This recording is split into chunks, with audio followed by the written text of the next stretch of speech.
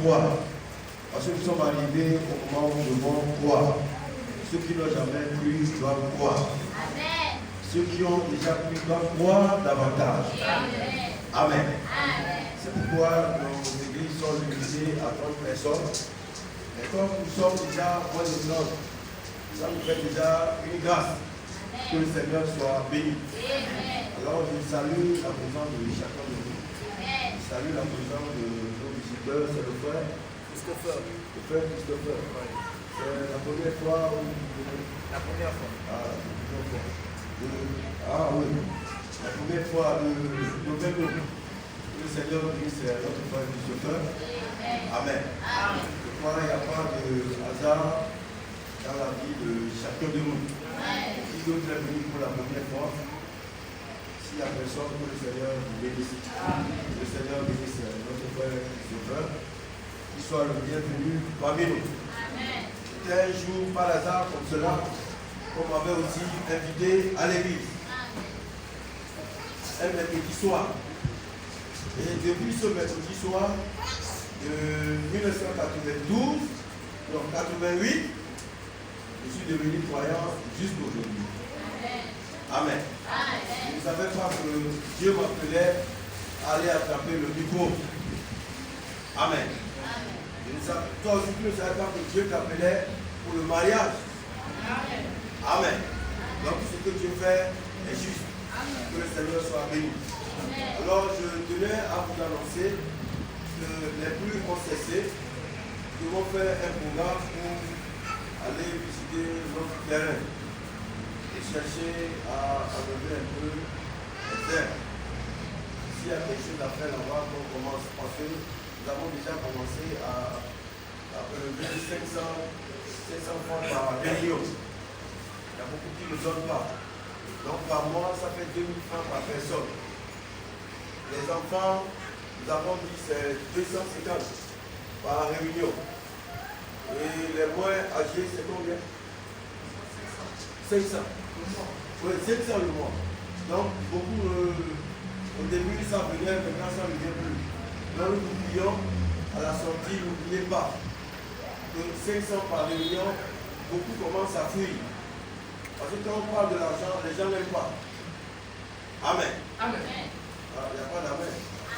On a dit 500 francs par dimanche. Comme on a 4 dimanches, ça fait 2000 francs par mois pour la construction de notre église. Amen. Amen. On a déjà le terrain, c'est pas pour ça, on l'a acheté pour vous garder là-bas. Non. On doit mettre ça en valeur. C'est pourquoi ceux qui n'ont pas encore donné l'argent, donnez. Du début jusqu'à ce jour, on ne laissera personne, y compris mon épouse et mes enfants, moi-même compris. Donc ceux qui n'ont pas encore fait le pas, que le Seigneur vous bénisse. Amen. Alors, notre frère, le frère Olivier, il soit le bienvenu parmi nous. Amen. Que le Seigneur vous bénisse. Alors nous sommes debout, nous allons dire rapidement quelques paroles. Et nous allons évoluer. Si est parmi nous ce matin, son enfant était malade, pourquoi nous avons prié pour elle. Alors son mari aussi est là, son mari c'est le frère Olivier. Amen. Hier j'avais demandé qu'il soit là. Tu peux dire Amen. Amen. Il faut que quand la femme va au couvent, le mari aussi doit aller au couvent. Vous devez faire le même fétiche. Tu peux dire Amen. Amen. Si ta femme fait le fétiche, toi tu ne le fais pas, elle va te dominer. Donc vous devez avoir le même ganga. Amen. Oh, tu peux dire Amen. Amen. Et le même ganga vous permet de garder votre foyer, y compris les enfants. Tu peux dire Amen. Amen. Mais quand on vient chez vous, on ne voit pas le foyer. On voit vous-même et les enfants, les tables, la maison. Ça fait déjà foyer. Mais le vrai foyer, c'est l'entente qui est en vous. L'union qui vous lie, c'est ça qu'on appelle foyer. Amen. Vous pouvez voyager à deux. Le foyer voyage. Ce n'est pas la maison qui voyage. Le foyer voyage avec vous. Donc, viens demander à la soeur d'amener le frère pour que le même ganga puisse officier ce matin. Pour que le Seigneur le bénisse richement. Amen. Alors, leurs enfants aussi étaient malades. Nous avons prié pour elle. Elle est sortie de l'hôpital. Que le Seigneur la bénisse. Amen. Jacques. Jacques. Jacques, c'est dans le Nouveau Testament. Jacques chapitre 5.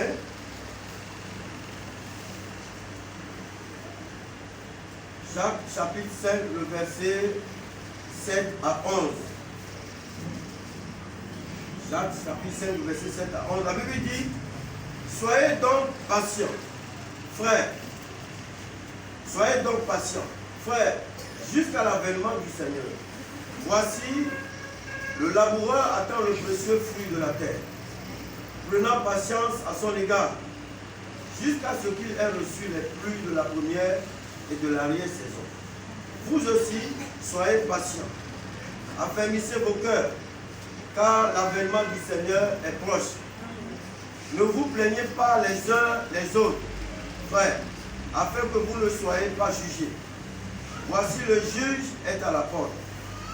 Prenez, mes frères, pour modèle de souffrance et de patience les prophètes qui ont parlé au nom du Seigneur.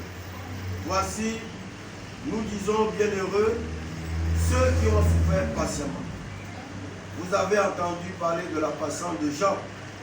Et vous avez vu l'affaire que le Seigneur lui accorda. Car le Seigneur est plein de miséricorde et de compassion. Que le Seigneur bénisse la lecture de sa parole. Veuillez vous asseoir. Chaque rencontre se prépare. Amen.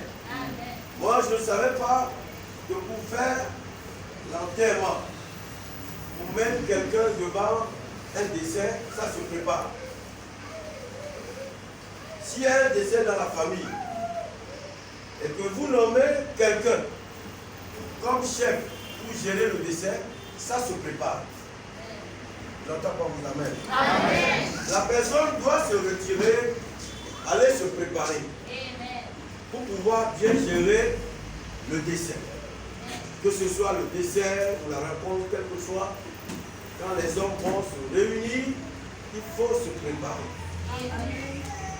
Le chrétien ne peut rien faire sans se préparer. C'est pas la prière. Amen.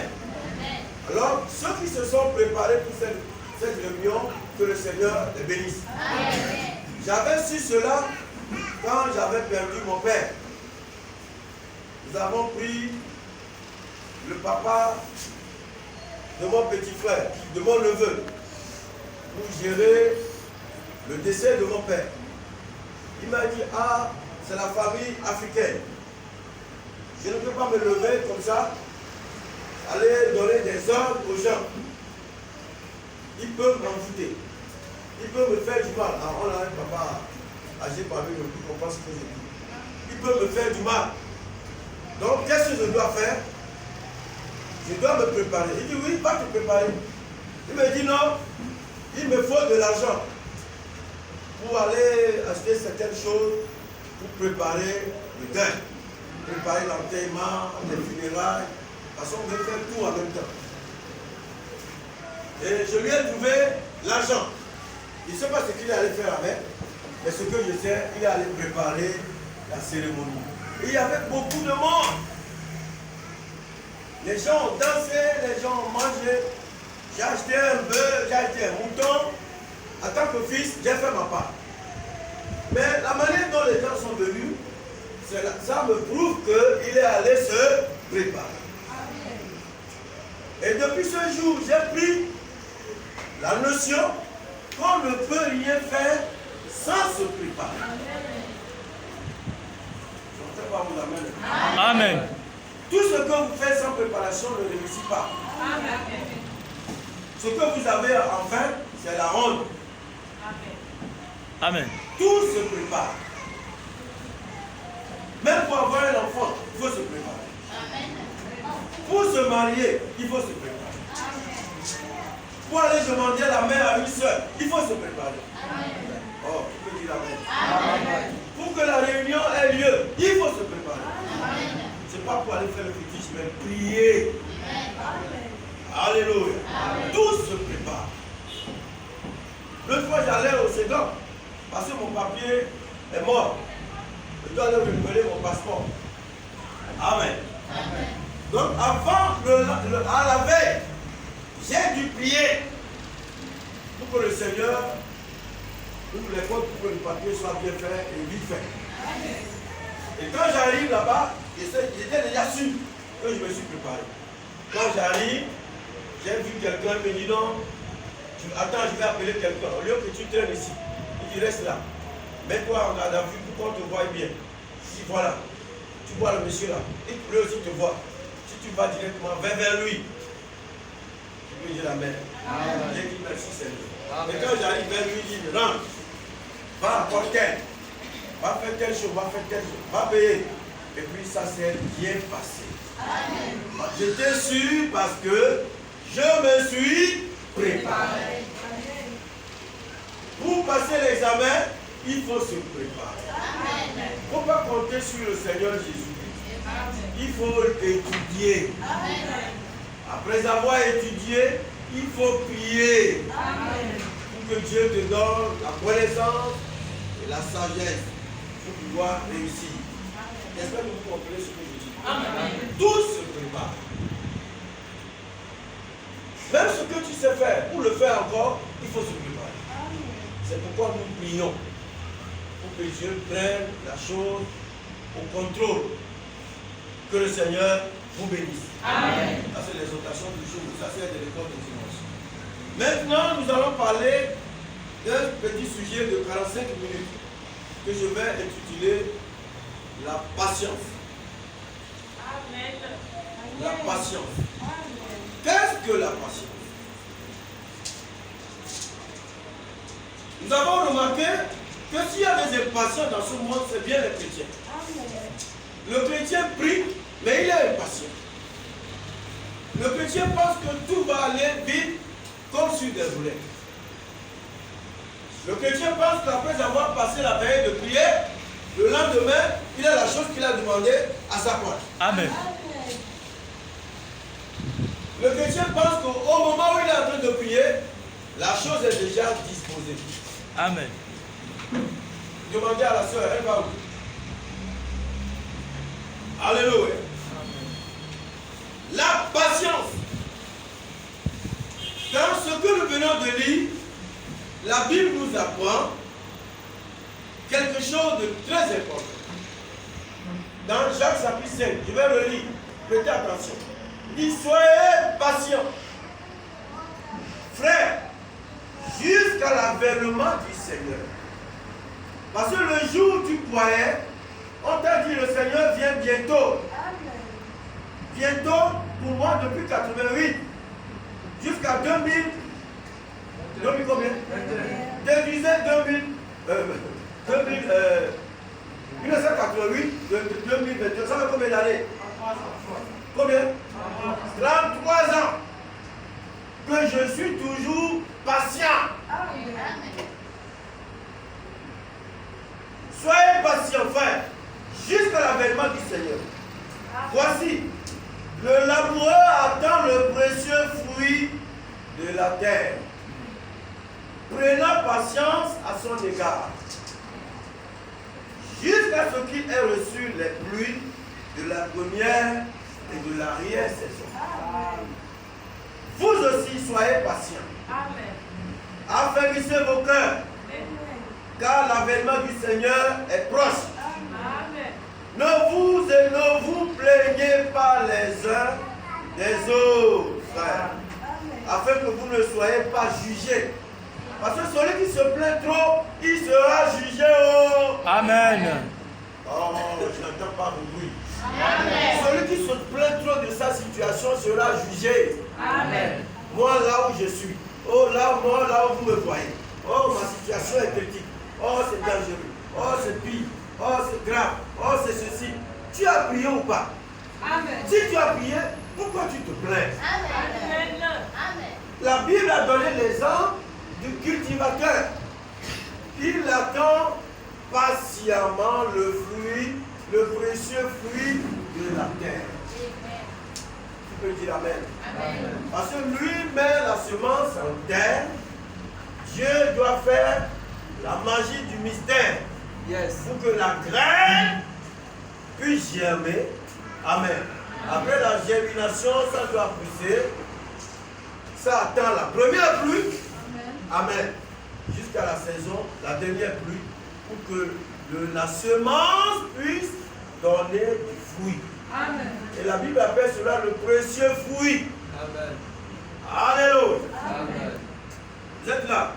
Amen. Il dit, prenez mes frères pour modèle de souffrance et de patience les prophètes qui ont parlé au nom du Seigneur. Vous prenez pour qui? Pour modèle qui? Les prophètes et... Allô? Vous êtes là, non? Prenez pour modèle les prophètes qui ont parlé au nom du Seigneur. D'autres ont été lapidés. Le Seigneur n'est pas venu. Étienne a été lapidé. Le Seigneur vient bientôt, mais on l'a lapidé. Amen. Amen. D'autres ont été crucifiés comme Jésus. D'autres ont été mis dans le feu. On a mis l'huile chaude dans le feu, qu'on appelle tonneau ou alors baril. On les a mis dedans. L'huile a chauffé, allez. Ils sont patients jusqu'à aller dans la mort. Et la Bible dit, voici nous qui sommes bienheureux, ceux qui ont souffert patiemment. Alléluia. Amen. Cela me tenait à cœur, je voulais partager ça avec vous. Qu'est-ce que la patience? La patience est une attitude à ne pas s'énerver des difficultés. Vous êtes d'accord avec moi? La patience, c'est quoi? Est une attitude à ne pas s'énerver des difficultés, à supporter les défaillances et les erreurs. Vous supportez, vous gardez votre calme après avoir prié.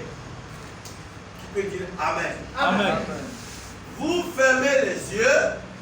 Quand les gens parlent, vous ne répondez pas. Vous devenez patient. Amen. Qui peut dire Amen? Amen. Je peux dire à ma soeur Samy ce matin, soeur Samy, tu veux le mariage? Oui. Va à genoux, va prier. Seigneur, donne-moi mon mari. Pas donne-moi un mari. Parce que c'est le mari d'autrui. Donne-moi mon mari. Bon. Pronom personnel. Mon ton son. Bon. Donne-moi mon mari. Amen. Là où il est, révèle-le. Je l'attends. Seigneur, je prie. Je ne vais pas faire ci, je ne vais pas faire ça. J'attends mon mari que tu m'as destiné. Qu'il vienne me chercher. Après avoir prié, garde ton cœur. Sois patient. Un jour. Oh, alléluia. Amen. Non, est-ce que vous croyez? Amen. Un jour. Comme la Bible dit, il vous enverra Emmanuel. Amen. Les gens ont écouté. Beaucoup s'en ont moqué. Mais la Bible dit, Dieu enverra Emmanuel. Un fils qui s'appellera Emmanuel. Comme la blague, de génération en génération, de génération en génération, un jour, une vierge a conçu. Une vierge enfantée. Et on l'a donné le nom d'Emmanuel. Je veux dire Amen. Amen. Donc, vous pouvez être patient. La patience donne des fruits meilleurs. Amen. Je peux dire Amen. Amen. Alors, je me répète, j'ai dit, qu'est-ce que la patience? La patience est une aptitude à ne pas s'énerver des difficultés et à supporter les défaillances et les erreurs. Amen. Amen. Quelquefois, vous devez faire preuve de patience. Même avec un ami, avec son mari, avec sa femme, quel que soit ce que vous voulez d'elle ou de lui, vous devez être patient. Tu peux dire Amen. Amen. L'impatience crée beaucoup de problèmes. Surtout nos sœurs qui veulent s'habiller comme les autres. Amen. Mais il n'y a pas l'argent. Et on leur propose patience chez eux. Tu peux dire Amen. Amen. Vous savez comment cette promesse va s'accomplir si elle arrive à croire. Oh, alléluia. Vous me suivez bien. Si elle arrive, mets-toi bien. Si elle arrive à croire, la promesse va s'accomplir. Le mal est qu'on ne croit pas. Amen. Toi, tu vas acheter la tenue, toi. Tu as déjà acheté tes chaussures. C'est toi-même qui ne veux pas faire accomplir la promesse. Amen. Parce que la Bible nous apprend que quand l'ange est venu vers Marie, l'ange a dit à Marie, je vous salue Marie, pleine de grâce, le Seigneur est avec vous. Vous êtes bénie parmi toutes les femmes. Là, on n'a pas dit vous êtes bénie parmi quelques femmes. Parmi toutes les femmes. Et Marie n'a pas douté. Amen. Tu peux dire Amen. Amen. Est-ce que Marie a douté? Je répondais, voilà, c'est les va-et-vient qui donnent l'explication. Marie n'a pas douté. Comme Marie n'a pas douté, la promesse s'est accomplie dans la vie de Marie. Amen. Tu peux dire Amen. Amen. Si ton mari te parle, je ne suis pas avec vous à la maison. Si ton frère te fait une promesse, ton grand frère te fait une promesse, ton père, ta mère, qui que ce soit qui te fait la promesse, crois seulement. Amen. Même s'il ment, Dieu va transformer ça en vérité. Amen. Tu peux dire Amen. Amen. Le mal est que, croyants que nous sommes, chrétiens que nous sommes, nous ne croyons plus. Parce que nous sommes impatients. Amen. Pour faire croire une promesse, il faut être patient. Quand vous n'êtes pas patient, la promesse va vous suivre. Amen. Ça peut aller vers l'autre. Alléluia. Tout simplement parce que vous ne croyez pas. Je vais vous faire une petite parenthèse, parce que je ne veux pas être long. Il y a une histoire qu'on m'a racontée sur une femme et son mari. Où le mari lui dit, je vais acheter la voiture. Moi, je ne peux pas mourir sans voiture. Et sa femme lui demande, quel genre de voiture? Il dit, voilà, la voiture là. C'est celle que je dois avoir. Et sa femme lui dit, je ne crois pas que tu dois avoir cette voiture. Même ton salaire de 50 ans, de 60 ans, même si on augmente ta durée à la fonction publique, tu ne peux pas avoir cette voiture-là. Parce que ton salaire ne te permet pas d'avoir cette voiture. Est-ce que c'est bon qu'une femme parle comme ça? Non. Et vous voulez que Dieu fasse quelle magie pour vous? Amen. Amen. Amen. Nous sommes appelés à croire. Et le mari, lui, croyait. C'est pourquoi Frère Madame dit quelque part que la promesse qui a été faite à Adam, la promesse n'est pas faite à Ève. Amen. La promesse est faite à Adam. Amen. Adam croyait, mais Ève ne croyait pas. C'est pourquoi elle allait prendre le péché. Amen. Tu peux dire Amen. Amen. L'homme croit souvent plus que la femme. Amen. Amen. La femme croit quand elle voit l'intérêt.